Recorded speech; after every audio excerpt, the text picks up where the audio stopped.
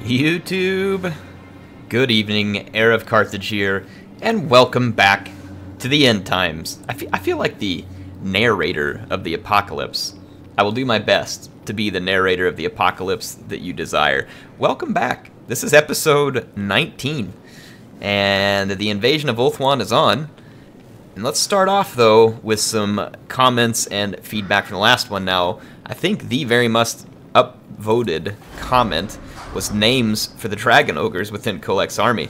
Now, I don't have enough names to go all the way around, but I will rename as many as I can here, at least 5 of them. They wanted me to name the dragon ogres after the 7 deadly sins, so we will do that. Well, I believe the first one that would be a good name for one of the dragon ogres would be Wrath. It seems like an appropriate sin to name one of our dragon ogres after. The next one, I think I would go with Pride. Why not? And let's get another one here. Envy. Lust. I think we need Gluttony as one of the final ones. Sloth doesn't really feel like it matches, and Greed, I'm not really sure if it makes any sense here. So we'll go with Gluttony. So that's all the dragon ogres I have. So I've named, or the Shaggoths at least, I've named them after the 7 deadly sins. So hopefully you all enjoy that as a theme. One of the next upvoted comments, I'm kind of interested to go look at this myself. One of the next upvoted comments, oh, it's true. It's true. Oh, gross. Alright, well, this was from Space Drunky, who says, man, Patchy's mask looks like a butthole, and I can't get over it.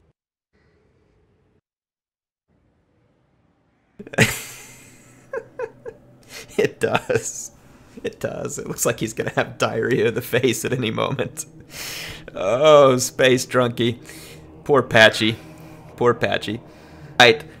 Mauro Ferrari, if I said it right, which I probably didn't, says that the name of the army that will accompany Archaon, or the leader of that army, should either be Crom the Conqueror or Vardek Crom the Conqueror, Herald of Archaon. And he gives a little background on this particular character, which supposedly challenged some of Archaon's retinue whenever he was marching through, and then thought to challenge Archaon himself, but was kind of put in his place by the Slayer of King, and basically thinks that he would be a really good character. You guys should go read the whole story. I'm not going to read the whole thing here, but it says, given this premise, he should not be mounted, and should not have any god-specific marks, should have duelist-like stats. I'll do my best to accomplish that. He would have an army of Chaos Warriors, Forsaken, Spawn, Knights, Hell Cannons, possibly Horse Masters or Chariots, if they cause attrition. Finally, a couple of heroes on Manticores show the Cull's riding prowess. Okay, I think that's a good idea, and a lot of people like that idea as well. Awesome feedback. It's really good feedback. So if we get the chance to start recruiting that army for Archaon, I will most definitely incorporate that. I like the names for the Shaggoths. Terhilius had another hilarious story down in the chat. I just don't have time to get to all the comments. There was lots of awesome comments. Space Drunky had another good one too. The scene with Sigvald. So highly suggest you all go back to episode 18 and check out the comments if you didn't. The comments on these things are gold. I appreciate it. There's always lots of good feedback and hilarious stuff written there, and I really do enjoy it. So thank you all for participating on every episode. And I would ask, if you all enjoy this, please hit that like button. Go and subscribe. By hitting the like and subscribe, all those interactions drive into the YouTube algorithm. It helps more people find the video, and we can make this campaign bigger all the time. So it may not seem like a big thing to you, but it helps a lot when you do that. Well, we're on the next turn, and we're ready to get things underway for this episode. We've got a lot to do. I'm going to start giving Thelman Ingerson his Tribes of Chaos upgrade so that his bonus growth comes into play. We'll give Coco Pox Evasion, and let's actually bring them forward to Prague, which isn't really even worthy of our time. I'm going to put this Mark of Nurgle on on Felman for now. Give him some nice extra defense stats. Not much to even loot and raise, because these settlements have been previously owned by Skaven and other such disgusting creatures. What are we missing in this army? We're obviously missing something here. Probably a unit of trolls would do nicely. Let's see, Ingerson himself gets another point into Tribes of Chaos. I can't recruit a troll at this point. We're going to need quite a bit more growth. As for Kolek's army, let's go ahead and build this Giant's camp while we have the opportunity. Now, as for Archaon, he is in a position to siege Coron. Send a message to the Bretonnians that their capital is just as vulnerable as any other city. Total labor force, 1 point available per turn. I have no idea what's causing that, but that's going to make sieges basically a farce. We're just going to have to take care of it on foot. So let's do that. Coron is on. Archaon's going to go to bash the gates down personally. Unfortunately, this settlement is not part of the Grand Campaign map mod. That's too bad, because they would be pretty cool if it was. But still a very cool looking settlement. It's just going to be our typical siege. Check out the Reavers of the Night Faith here. This is definitely one of the coolest units. This is one of the ones that was added, the coloration on them. Just an awesome looking unit. Appius and Sextus are going to move in to destroy the archers on the wall. And all of my infantry are going to come and bring their ladders to bear, where the Bretonnians will have little chance of repulsing the attack on the wall. Check out these 2 Chaos Romans. Once Romans, turned Chaos. We even got a story for it, brought to you in the comments of the previous episodes. Oh, poor peasants. Getting absolutely mutilated. I would say that I feel sorry for him, but I don't.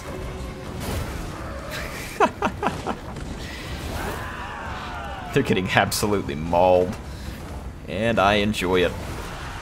My warriors are beginning to make it over their ladders. I've got my cavalry just parked for now. I've got to make an entrance for them. If I kind of show you the Bretonnian army, it's not going to take a crazy strategy of any sort. These Pegasus Knights, I was pretty concerned about them attacking my 2 Manticore units, but Appius has both Enfeebling Foe, and there's another spell he has. I actually forget the name of it at the moment. It's going to be this one right here, the Withering. So between Enfeebling Foe and Withering, we'll be able to have the Manticores take care of those Pegasus Knights, which would otherwise be a fairly threatening unit.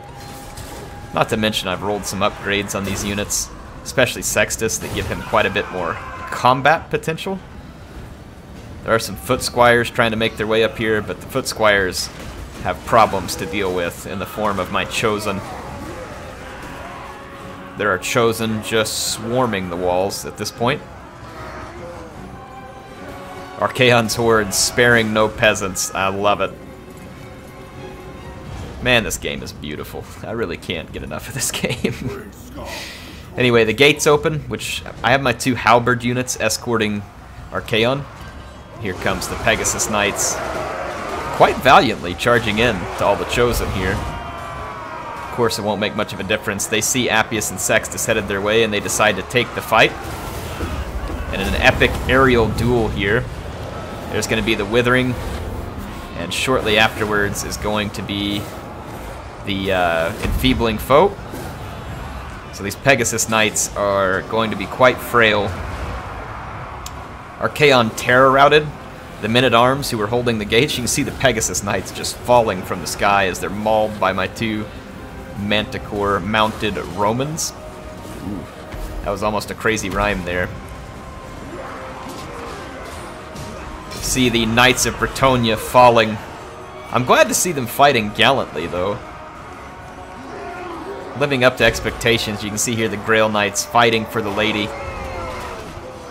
They may not fear death, but they'll still find its embrace. after this battle's over. My Knights of Chaos have broken through, and the Knights of Bretonnia may be impressive, but they're no match for the Knights of Chaos. The Flaming Steeds. That was a sweet-looking spell there from the Damsel as well. So you can see that we have now full-on swarmed in. My cavalry is attacking what little troops are left for Bretonnia, and the regrouping Pegasus Knights just continue to get owned, and there will be little that they can do to stop the artillery from being removed. You see one brave Pegasus Knight came back from routing. He's going to do his chivalrous duty here. He's going to charge in and insta-rout, no doubt. Oh yeah, he's gone. He's like, nope. Not going to happen.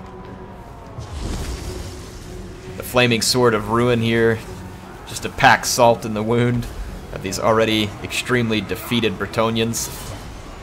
Not even their Grail Knights can save them. No one can.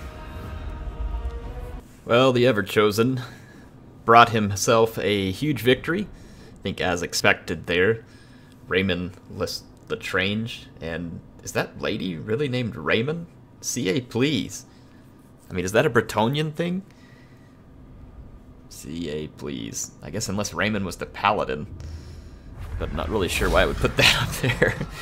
Decisive victory at Coron, and a huge amount of dark favor actually puts us over the 1 million mark. Take that. Now, the question is, where do I invade with this fleet? We have no scouting. We are military allies with Morathi, and look, Morathi has taken up a position at the Shrine of Cain. I think we should sail north, see if we can team up with Morathi. She can protect us with that nipple armor of hers, keep us safe. So, because, I mean, honestly, like, think about my armies that are headed over there. If we come up against a bunch of Swordmasters, Phoenix Guard, or either of the two combined against some Sisters of Avalorn, we're going to get owned. Sigvald's army is not quite Archaon's army, and we're going to get absolutely owned by the High Elves if we come up against the wrong army over there, so we have to be cautious as the invasion begins, and then we can perhaps gain more momentum as it continues.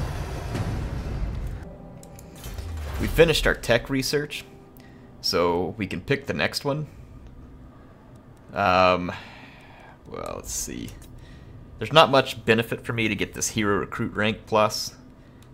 This Inscribed Chaos Armor, however, could help my warriors, knights, and aspiring champions with some melee defense, which is never a bad thing to have. Melee defense is a massively important stat. See, Morathi is pushing further into Ulthuan, so we are going to continue to sail at full speed to meet up with her. So we'll try and make landfall maybe somewhere over here, and then move to join up with Morathi and spread chaos corruption ever more quickly. So let's see what we can do here. Archaon should be... Oh yeah, his army's ready to push forward to Languil. This settlement will be far too weak to necessitate a manually fought battle. Sextus picks up a zealot. We've picked up a warrior bane, cultist. Archaon's skills continued to grow. Oh my goodness, look what this does to his stats. We're going to give him Chosen of the Gods, and then we'll continue to work on Scarred Veteran and Blade Shield. He will be almost unhittable in battle with the stats that he has. Appius has all of these other stats that he could need. I'm going to move to Scouting, which starts to increase the chance of magical item drops. And then Sextus, on the other hand, still has some very useful skill points. I'm going to go ahead and continue to hit Blade Shield. The higher the melee defense, the better. Again, just makes him practically untouchable. Kolek and Felman can push to Volksgrad. Manfred is running, as he should. There's very little that he can do against the armies that I've brought here. I'm going to push push to follow Manfred closely, but chances are he's not going to fight. His army is not ready to fight us. We've made all the moves that we can for this turn. Alright. Look at this. 999,996 favor. Never too much. Never too much favor. I want to come ashore here, and I believe we can. I just don't have quite enough movement points. Tyrion is not far from here. This is definitely looking like the place to come ashore.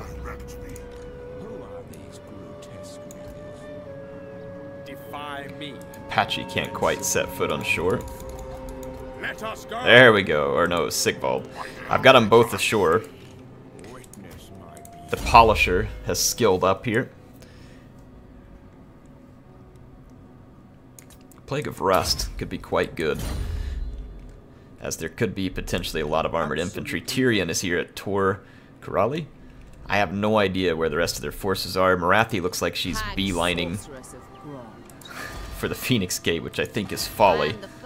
But I will do what I can to back her up in order to honor this alliance and spread the tendrils of chaos. Once we've done what we needed, of course, we can turn our back on them.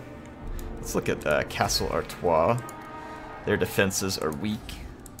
Lioness also weak defenses at best. Let's hit the coast and then we'll swing around. So I'm gonna move up. Yeah, Lioness is weak. And over here, Kolek can move in and get ready to awaken Besornling. And then Felman, let's move him up and get him encamped as well so he can speed up his growth. There's definitely still a lot of buildings that I want in his horde. Look at Morlock and his minions. Prague was already resettled. There's a vampire behind me. Oh, he just can't extinct people these days. They make it so difficult. I'm a little worried about Ingerson's capabilities if he gets up against a rather large vampire stack. I'm more than confident in Kolek's ability to smash any vampire stack that comes his way. We're going to awaken Besornling here. And then I'm going to go ahead and head north. I want to awaken more tribes. It's possible that Manfred swings back this way to attack our awakened tribe.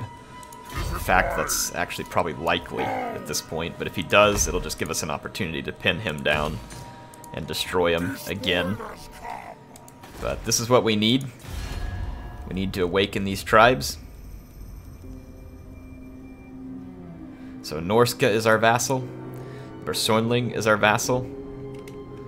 And Norska is experiencing some success right now too, which is good. There are some vampire settlements up there that we'd like for them to start taking out. I wonder if we can set a proper war coordination target against these vampires. Looks like that Bretonia has been annihilated, mostly in the north at this point. Archaon is ready to pounce on Lioness.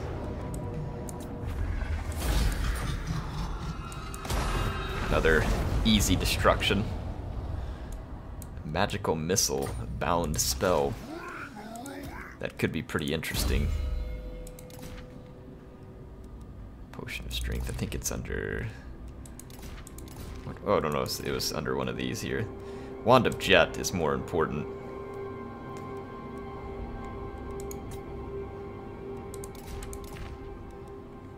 Okay. I'll find some place to put that eventually. Musion is next in the sights. The Chaos Corruption is spreading heavily into Bretonian territory. During the turn-in, Marathi successfully attacked and took the Phoenix Gate, though she is hurting. She is hurting.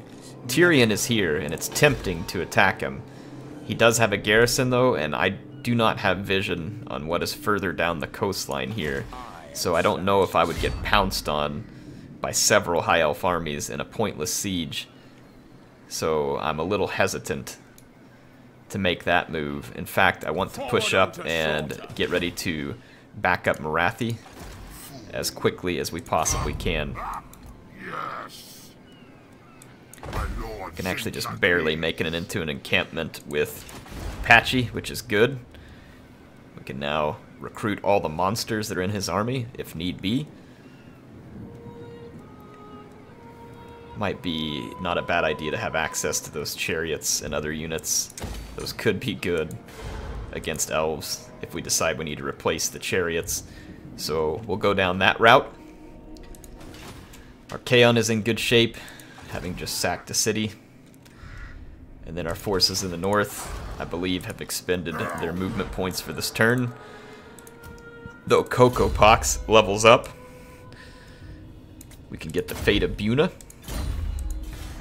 So, speaking of reinforcements, it's already happened, and some of my worst nightmares are coming true.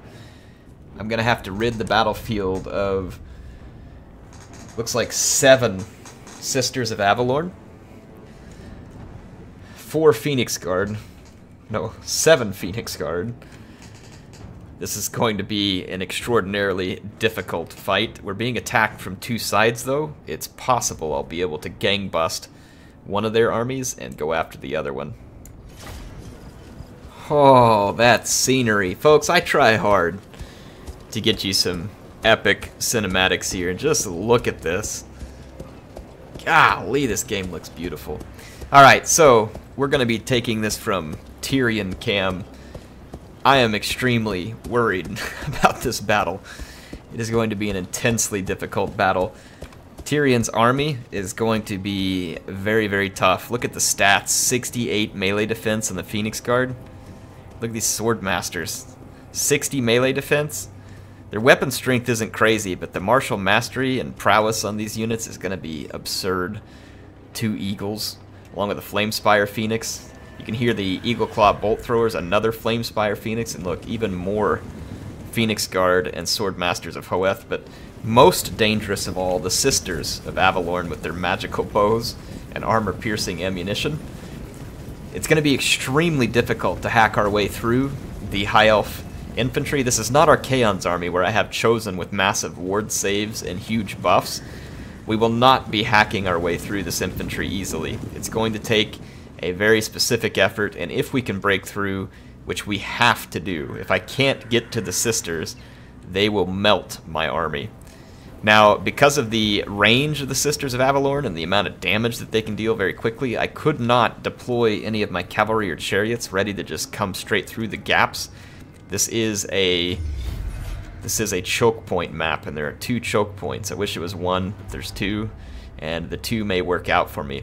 So I've made a calculation here that I'm going to try and break the flank with Tyrion. That'll do 2 things for me. 1, it'll give me a way to get in behind the army that has more Sisters. And 2, if I can break Tyrion, it will hurt the leadership. But let's not kid ourselves. This is a High Elf army led by Prince Tyrion, and their leadership is not going to be easily broken. This will be a battle of epic proportions between 2 armies of absolutely elite soldiers. Of course, the soldiers are actually technically far more elite on my opponent's side. Now, I have a bunch of units that can combine nicely. The Forsaken won't be great in this fight, but they can offer up some charge and some hit point sponge for my trolls and my Chaos Spawn. Crush Skull Foe Stomper is going to be very important here in trying to put a beating on Tyrion, who is absurdly powerful. 96 melee attack, and it's magical with 676 damage with a heavy armor piercing element. Our 2 armies are going to clash. We'll clash over here as well, but you can see already there is a desperate battle underway, and Crush Skull is going to come in and go straight for the Prince. And I'm going to immediately use a final transmutation here to damage these troops and Tyrion as much as possible. Crush Skull can do a lot of damage here.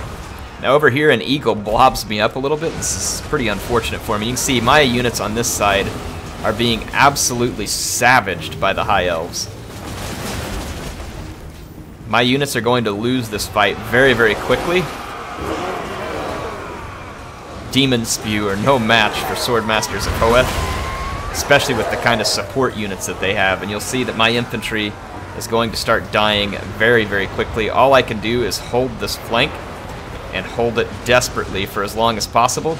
I've got my chariots plowing through my own troops, and this is where the key to this battle will be. If I'm going to win, it's the fact that these chariots were able to get through. The High Elves did not position any cavalry behind this force, so they did not have the mass to stop my Gorby's chariots.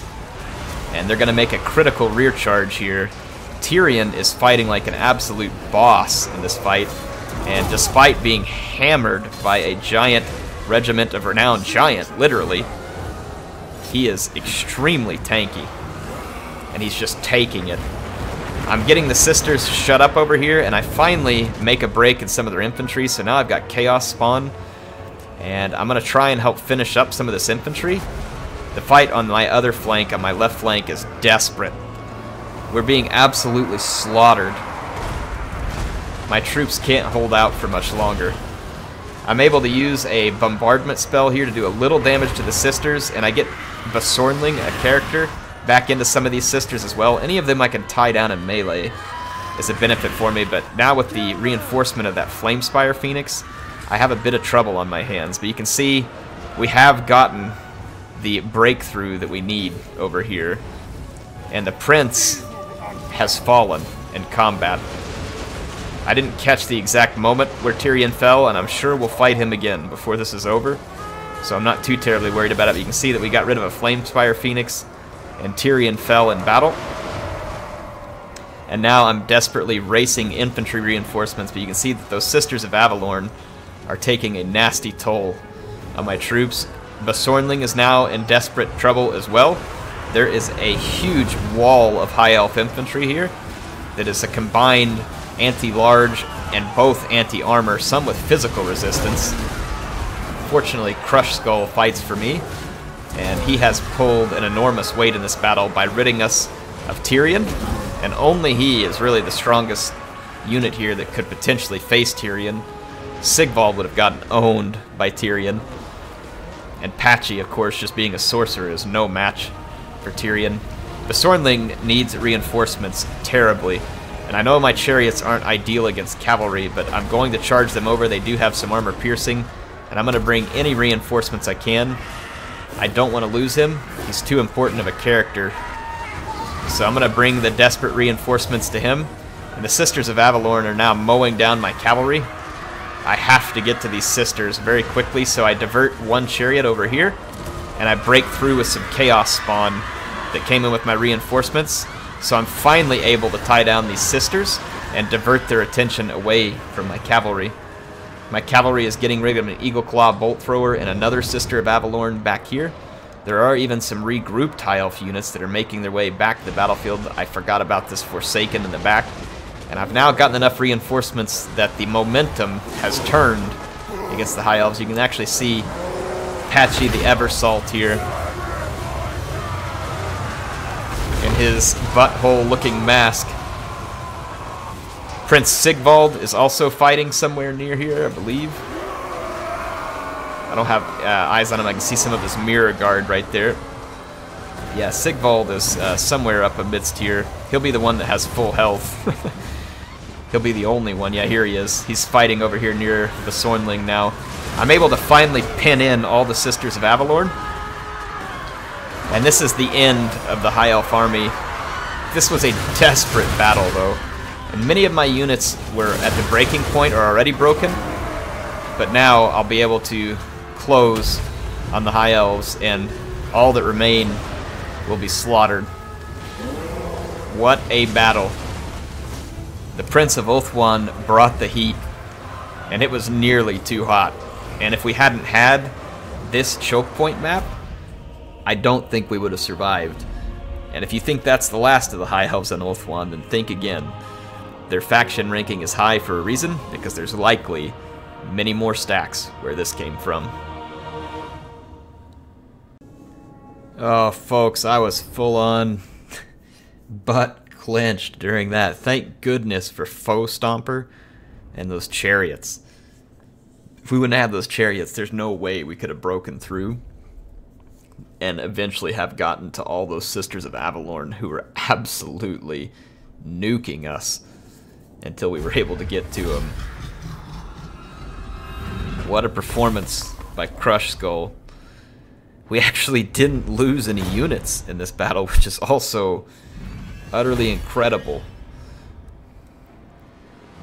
We picked up a Banner of the Eternal Flame, which I'm not too worried about, to be honest. But holy crap, did we come up against a Tyrion. Brought a dang mess for us to deal with there. And, yikes. That right there is why I'm trying to meet up with Morathi. Alright. Made it through another one. I don't know what these rats are thinking. Suicide, apparently, is what they're thinking. Have fun, Compule. Where that name comes from, but it must be Skaven for stupid. Defeating a Tyrion, it gives +2 melee attack to my whole army. That is gonna be pretty nice. We'll take everything we can get. We'll take everything we can get. Spread ruin on them, bringer of darkness.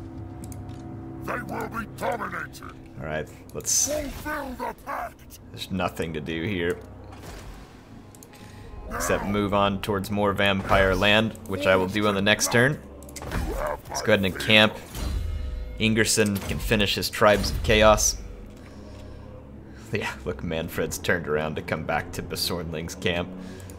Helman, Gorst, and the like out here resettling. These vampires are going to be annoying because they'll run from us every chance they get. Back to the invasion of Ulthuan. Whew, that battle, folks. And look, Alarielle was close behind. She is rocking a very strange army. She was very close behind. I am the first sorceress. I don't know what Morathi is doing. Falling back. And I don't think we can... Yeah, we can march through her gate. We can march through the Phoenix Gate. I know that cutting off Evershale guts the economy of the High Elves. And we would have the benefit of the gate giving us its reinforcements. You dare. I do dare, actually. We're not going to attack it, that's for sure. We're just going to move through. Father. Camp. My lord Sinchakris.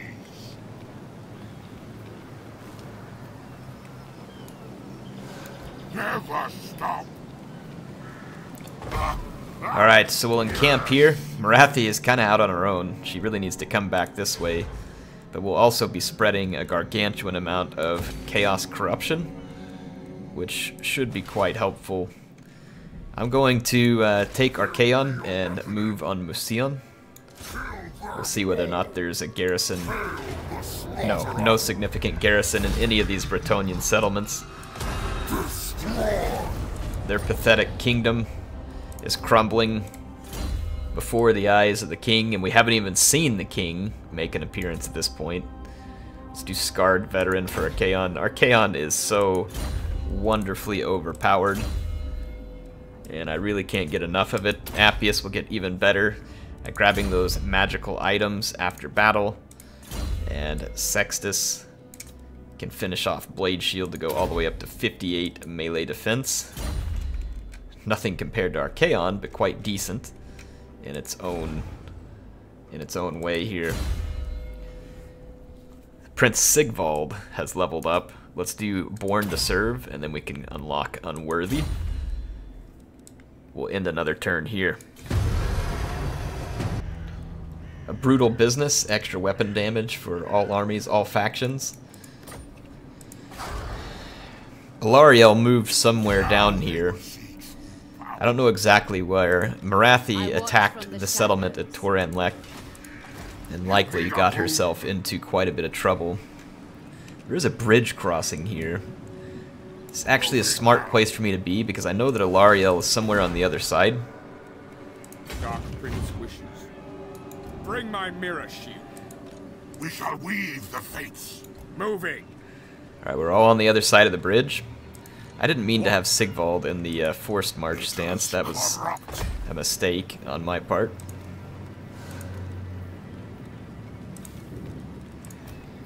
Looks like Patchy has leveled up. Let's finish Doom and Darkness. He's not leveling up terribly quick. There are more reinforcements here. Ridiculous. This is a High Elf Prince. And like I said, Alariel is somewhere out here. The Phoenix Gate will be able to hold its own decent, at least for now. Archaon is ready to be on the move again. Let's swing up to Castle Artois. I don't even know where most of the Bretonnian forces are at. Of course, Wulfric is my ally. He's got some territory there in the north, which is good to see. Helmengorst. Looks like Besornling's camp will survive for now. This serves the dark powers. I'm gonna move up. This is why. Continue to pressure the vampires. Alariel was trying to ambush. She was discovered and then moved into the settlement at Toranlek. Marathi has moved off to Tordranil, doing typical AI moves, just trying to expand their territory recklessly. Aletha Nar has showed up on the scene, and there are more High Elf reinforcements, so we find ourselves in a rather untenable position. I could try to join Marathi, but let's be honest, she's not going to be much help in the current state of her army. I'm thinking at this point, let's check the movement range. We cannot be reached by these reinforcements, nor these reinforcements. Not in one turn, at least. Now, they could combine against us on a second turn, and we would be up against the fight of our lives. Ridiculous. I don't know what's in Todin's army, but it could be quite significant. Avert your eyes. My thought process at this point is that we should take out Alariel while we have her singled out, and her army is relatively weak. She will get a reinforcing garrison in Toranlek, but I feel like that we should... Oof, I don't know. If we take this and take too much damage in the process, we'll be in trouble. This is a tough situation. We're gonna have to face these High Elf armies. If I get pinned in by all of them, Patchy will die. There's more reinforcements down here with Crone Hellebron. So we actually should follow our allies. And that is how we will take care of business, at least for the moment. Alright, so follow our allies for now. We'll keep a pace of Marathi. If we can meet up with Crone Hellebron's army, there'll actually be some significant protection in it, in the sense that her army is considerably better. And if we can consolidate our forces, we might have a better chance of withstanding the onslaught of the High Elves, which will be significant. Archaon is ready to siege Castle Artois, which the garrisons of these peasants has been as pathetic as them. Nothing has stood in Archaon's way, as he has ravaged through Bretonnia, starting with their capital. And the ravaging will continue. And then Kolek. Actually, let's let Ingerson get into a camp. So I'll destroy the settlement with Kolek at this point. No significant garrison there from the vampires either. So we are absolutely dominating at this point. It is time for us to move on to the next episode. We've had some... Boy, that battle was nuts against Tyrion and the Reinforcing Prince. That was a scary battle. Probably the scariest one that I've had on the campaign to this point, in my opinion. And it won't be the last one.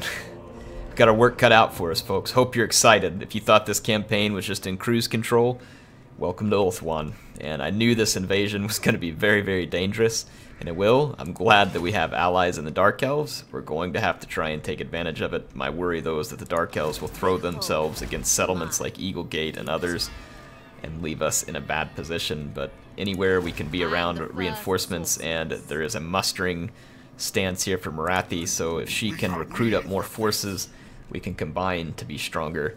together. HeirofCarthage signing out for now. I will see you all on the next episode.